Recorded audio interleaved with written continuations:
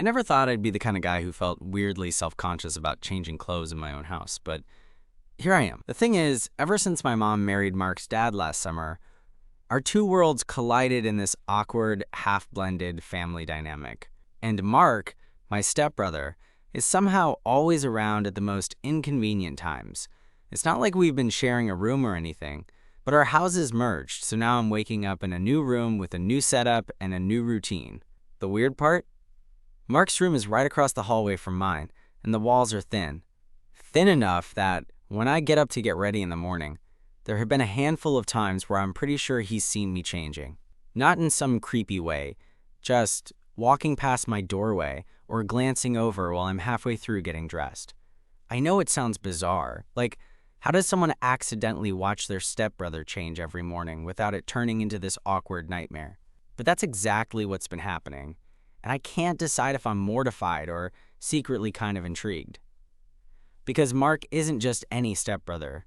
He's this effortlessly cool guy, a little older than me, with these easy eyes that seem to notice everything but never say much. And for the first time since the divorce, I'm realizing that having him around isn't as annoying as I expected it to be. Our mornings start with me fumbling around, trying to avoid his gaze as I hunt for a shirt or pull on my jeans. Meanwhile, Mark's usually just strolling out into the kitchen, grabbing coffee and giving me these half grins like he's caught me but pretending not to really care.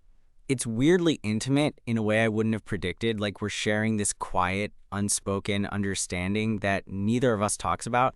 I'm sitting on the edge of my bed right now, staring at the ceiling, replaying this morning's routine. Mark had knocked on my door just before I changed, asking if I wanted coffee. I said no, but I'm pretty sure it was just an excuse to hang around. After he left, I caught a glimpse of him in the hallway, headphones in, headphones out, casually walking back to his room. And I wondered, does he do this every day? Is this our new normal? I'm not even sure why I'm telling you this. Maybe because it's the first time since the move that I felt like there's something real between us. Something more than just a forced family tie. And maybe, just maybe, I'm starting to want more than that. But how do you even bring that up when you're basically stuck with your stepbrother and the whole house feels like it's watching? I don't know. Maybe tomorrow morning will tell. The weird thing is, it's not like I've never had crushes before. I mean, sure, I've liked guys. It just never felt like something real. More like a passing thought, a fleeting attraction that faded by the next week. But with Mark, it's different.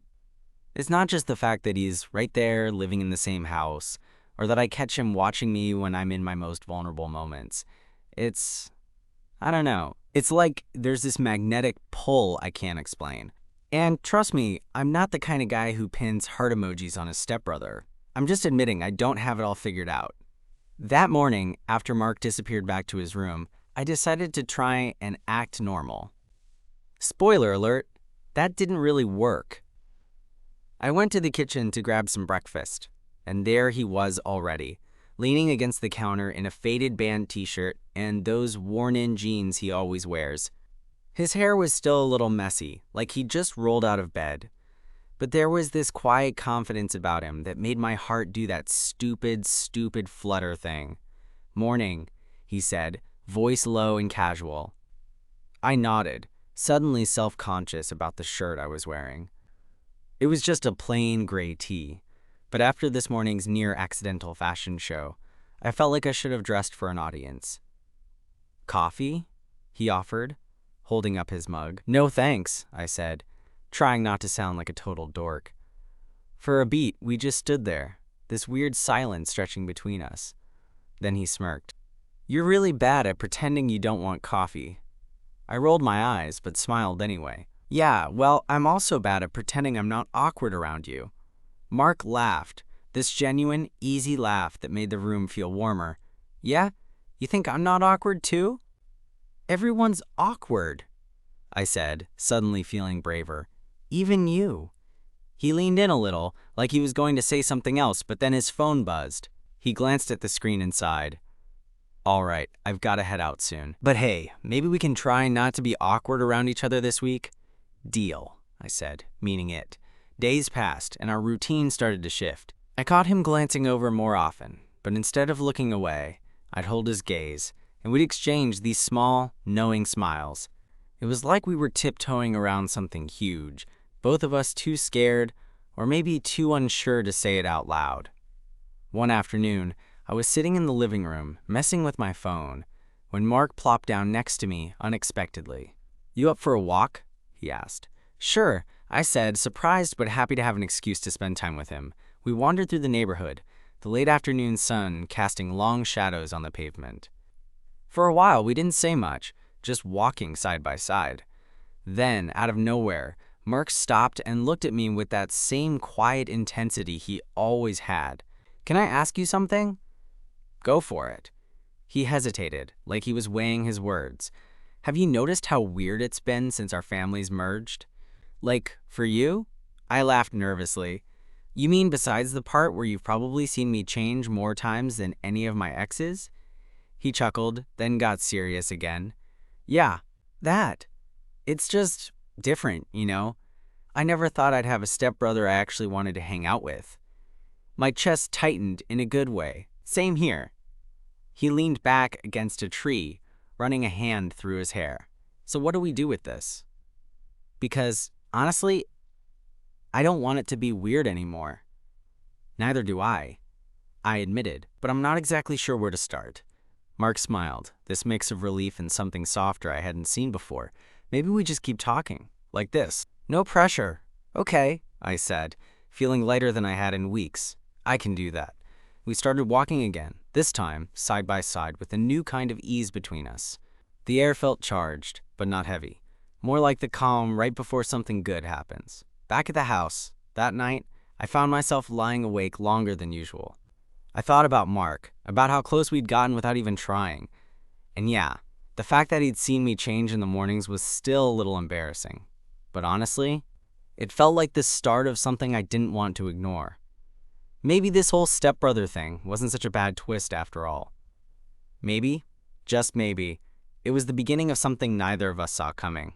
And for once, that scared me in the best way possible. The next morning, I woke up feeling a little different.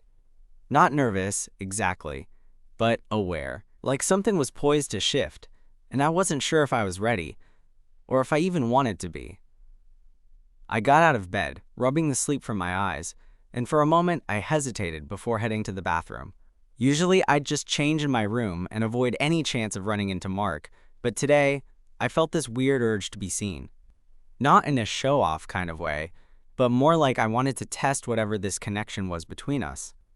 I pulled open my closet and grabbed a shirt, then took a deep breath before stepping into the hallway. Sure enough, there he was, standing outside his door, scrolling through his phone. Our eyes met, and I swear the air between us thickened. "Morning," I said, trying to sound casual but probably failing. "Morning," he replied, that familiar smirk tugging at the corner of his mouth. I changed quickly but didn't rush away. Instead, I leaned against the wall, watching him like I'd just discovered a secret I wasn't sure I should keep. "You okay?" Mark asked, tilting his head. "Yeah, I lied." Then added, "You?" "Better now," he said, voice lower, like he was sharing something just between us. It was ridiculous how a simple morning exchange could feel like this big deal. But that's what it was. Small moments stacking up, building this unspoken tension that neither of us was ready to confront head-on. Over breakfast, we sat at opposite ends of the table, but the quiet between us wasn't uncomfortable anymore. Instead, it felt like the calm before the storm, the kind of silence that holds its breath, waiting for words to break free. "So," Mark finally said, looking up from his cereal, "what do you want to do about all this?" I leaned forward, elbows on the table, fingers tapping nervously. "I don't know. I guess I just want to figure it out without messing things up." He nodded slowly. "Yeah, me too." There was an honesty in his voice that made my heart twist in a way I couldn't ignore. We were both walking this tightrope, unsure if the other would catch us if we fell. Later that day, I found myself in the living room, headphones in, trying to drown out the noise of my own racing thoughts. Suddenly, Mark appeared next to me, holding 2 beers like he'd just read my mind. "Thought you might need this," he said, handing me one.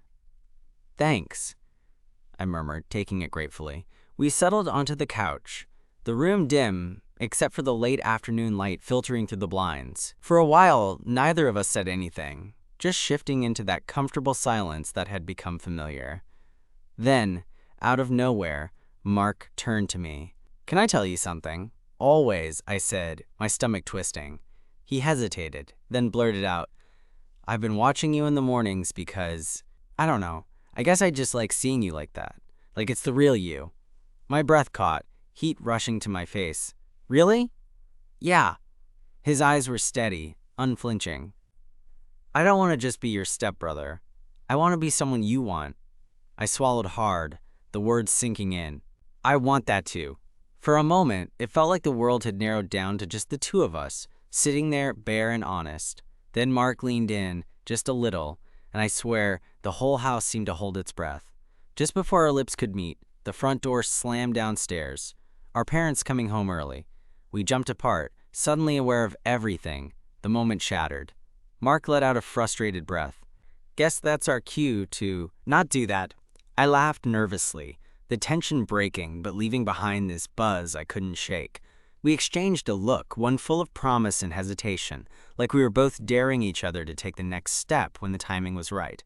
That night, lying in bed, I thought about how close we'd come, how easy it felt to be with him, even when everything was complicated and messy. I didn't know where this was going or if it was even allowed. But for the first time in a long time, I was excited to find out. The next few days after that almost kiss were kind of surreal. It was like this invisible thread had been pulled tight between Mark and me, humming with all the things we hadn't said, but both clearly felt. But instead of making things weird or awkward, it added this strange kind of electricity to our interactions. Every glance, every casual brush of hands felt charged. One afternoon, I was sitting on the couch scrolling through my phone when Mark walked in, carrying a couple of takeout bags. "Thought we could do dinner like this tonight," he said, dropping the bags on the coffee table. I smiled. "Sounds perfect." We ate in front of the TV, a stupid comedy playing low in the background. The way Mark laughed at the dumb jokes made something inside me unclench. It felt like we were just two regular guys hanging out. No pressures, no expectations beyond enjoying the moment. After dinner, he stretched out on the couch, and without thinking, I moved closer until our shoulders touched. He didn't pull away. Instead, he shifted just enough so our knees bumped together. "Hey," he said quietly. "Hey," I replied, heart thudding way too loud for such a simple greeting. There was a pause, the kind where you both know you're waiting for the other to say something, but neither wants to be the first to break the silence. Finally, Mark's hand brushed against mine, fingers tracing lazy circles on my skin. I froze for a second, then relaxed, letting my hand rest over his. "I don't want this to just be a weird phase," he said softly. "Me neither," I admitted, my voice barely above a whisper. We stayed like that for a while, hand in hand, just soaking up the quiet comfort. It was the first time since the whole family merged that I felt like I wasn't just surviving this new situation. I was actually living it with someone who got me. But of course, nothing stays simple for long. A few days later, my mom called me into the kitchen while Mark was at soccer practice. Mom looked serious, which immediately made me nervous. "Your dad and I have been talking," she said carefully, "and we think it's time we set some boundaries. For the kids." I blinked, confused. "Boundaries?" She nodded. "Things like no sharing bedrooms, keeping your own privacy respected. And, well, we want to make sure everyone feels comfortable." I knew what that really meant. They'd picked up on the way Mark and I had been acting around each other, and now they were starting to worry. I swallowed hard. "I get it." Mom gave me a sad smile.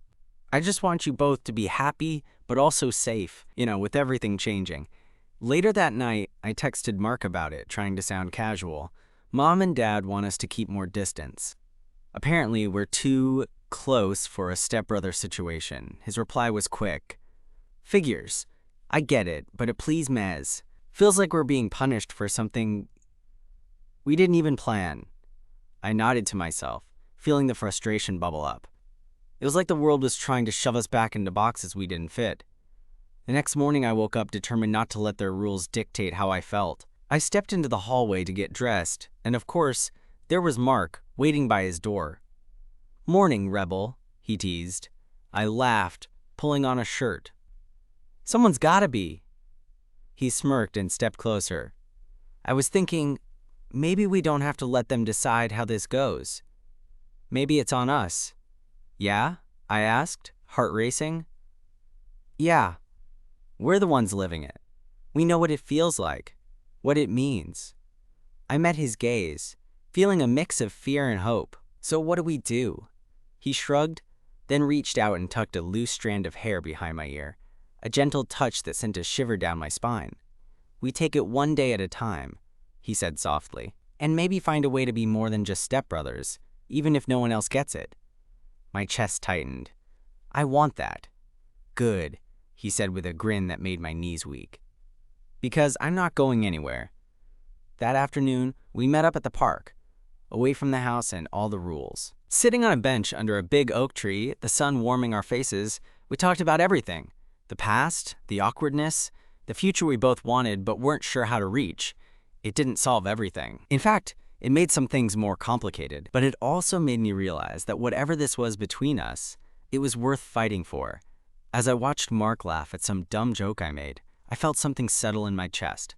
A quiet certainty that maybe, just maybe, love doesn't always come in neat packages. Sometimes, it's messy and unexpected, and that's what makes it real. And for the first time since all this started, I was ready to see where this messy, complicated love would take us next. After that day in the park, things between Mark and me felt different, like we had crossed an invisible line without even realizing it. We weren't just stepbrothers fumbling through a weird new family dynamic anymore. We were something else.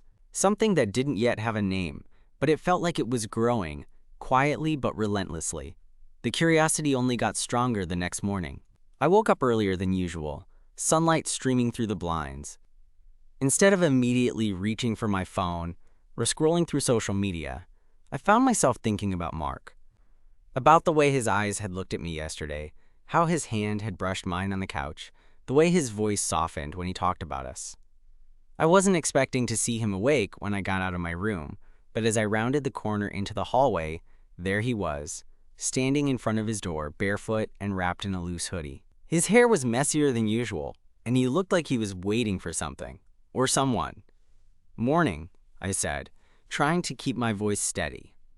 He smiled, a slow, genuine kind of smile that reached his eyes. "Morning. Can I ask you something? Shoot. How do you feel about all this? Us? You know, being close like we've been lately. Does it scare you?" I blinked, not expecting him to be so direct. "Yeah, a little, but it also feels right, in a way I can't explain." He nodded, stepping closer. "Me too. It's scary because it's different, and because everyone else probably thinks it's weird or wrong." I swallowed the lump in my throat. I don't care what everyone else thinks. Mark's eyes softened, and he took my hand, squeezing it gently. "Good, because I want to figure this out with you, no matter what." There was a raw honesty in that moment that made everything else fade away. The doubts, the rules, the whispers of stepbrother that still echoed in the back of my mind. We stayed like that for a while, hands intertwined, just breathing each other in. Later that day, we found ourselves in the kitchen, making lunch together. It was ridiculous how natural it felt, us being in the same space, cooking and joking without any awkwardness. "Want to try that pasta recipe I found?" Mark asked, holding up a cookbook. "Only if you promise not to burn it," I teased, grabbing a knife to chop some veggies. He laughed, and the sound filled the kitchen like sunlight. As we cooked, our conversation drifted to more personal stuff. Mark talked about his old school, his friends, the confusion he'd felt when the family started blending. I shared my own stories, the loneliness that had crept in after my parents split. "You've been through a lot," he said softly, handing me a spoon to taste the sauce. "Yeah, but honestly, having you around makes things a little easier." He smiled that smile again, the one that made my heart feel like it could burst. "Me too." That night, as we settled on the couch to watch a movie, Mark leaned his head on my shoulder. It was simple, comforting, and at the same time, terrifying. Because it was the kind of touch that made boundaries blur, made me question everything I thought I knew about family and love. About halfway through the movie, he shifted, turning to look at me. "Can I kiss you?" he asked, his voice barely above a whisper. I hesitated for a split second before nodding. Our lips met softly, cautiously at first, like testing the waters. But then, slowly, the kiss deepened, and all the walls I'd built around my heart came crashing down. When we finally pulled apart, there was a nervous energy between us, but also something gentle and promising. "We should probably be careful," I murmured. "Yeah," Mark agreed, "but I don't want to hide this anymore. Not from you."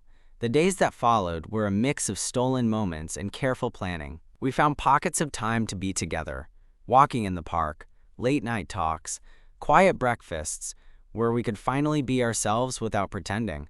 But the outside world was never far away.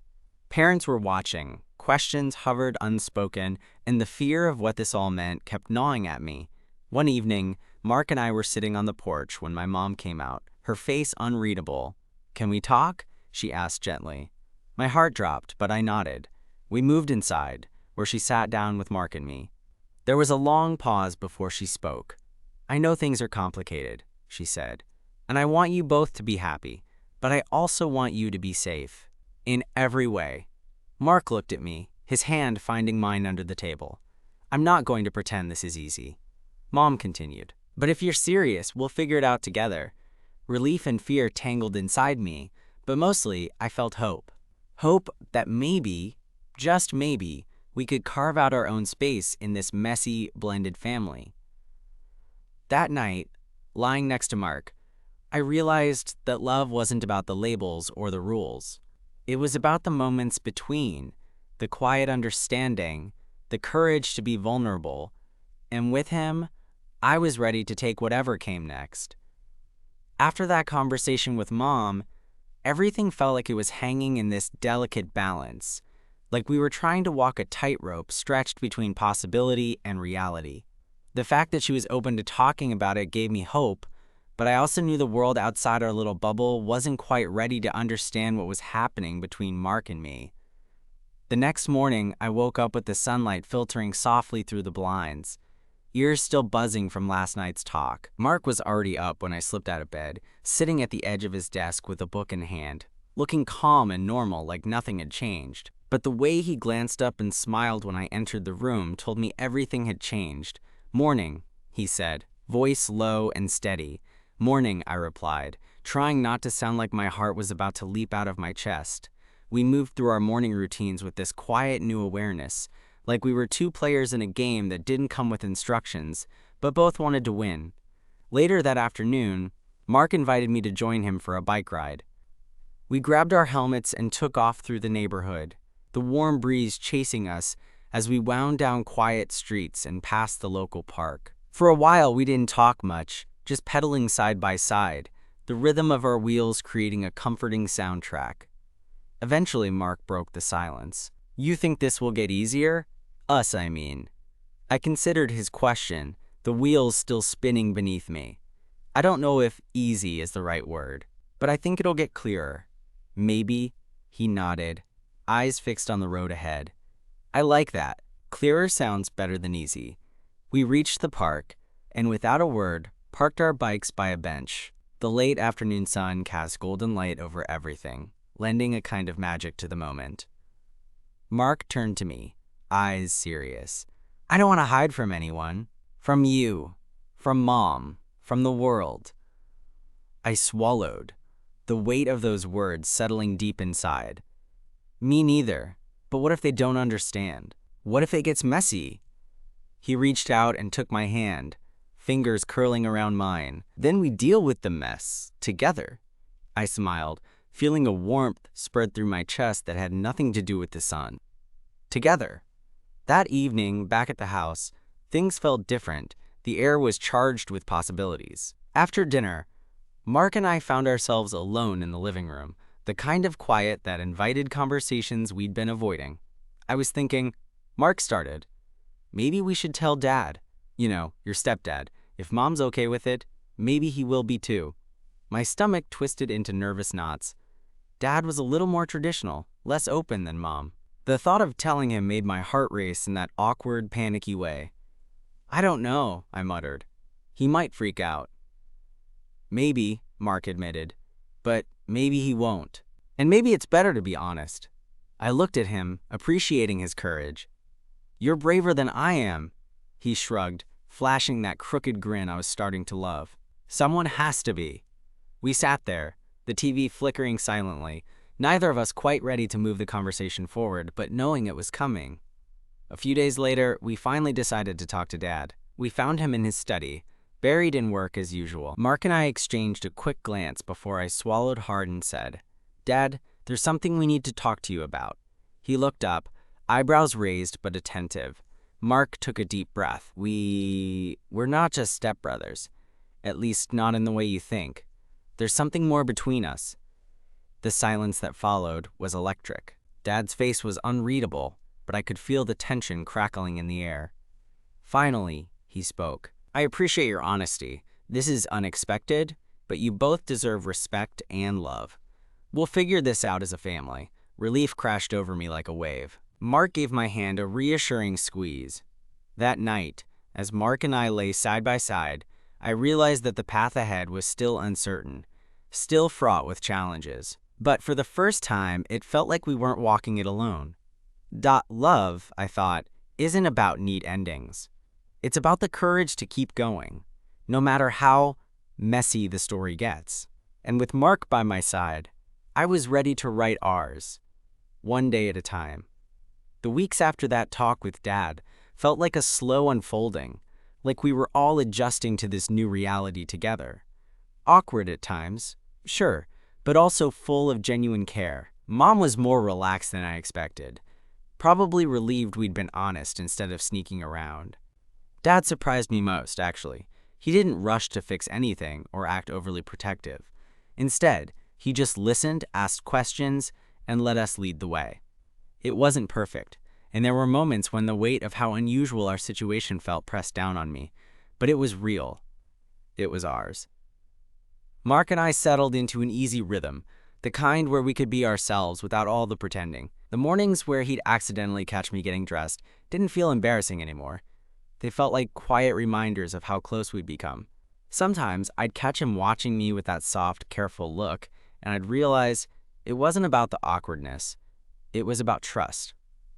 One night, we were lying on the living room floor, the glow of the city lights seeping through the windows. Mark reached over, weaving his fingers through mine, and said, I never thought this would be my life. But I'm glad it is. I smiled, squeezing his hand. Me too. It's messy and complicated, but it's real, and that's what matters. He turned his head to look at me, eyes warm and steady. So, what do you think? Us? I thought about the long road we'd traveled, from strangers sharing a house to something more fragile and precious. I think us is worth it, no matter what. Mark grinned, that easy, contagious grin that had pulled me in from the start. Yeah, us is pretty great. In that quiet moment, I realized love didn't have to be perfect or straightforward. It just had to be honest, patient, and brave enough to grow, even when the world didn't quite understand. And honestly, I couldn't imagine a better partner to figure it all out with than Mark, my stepbrother, my best friend, my unexpected love.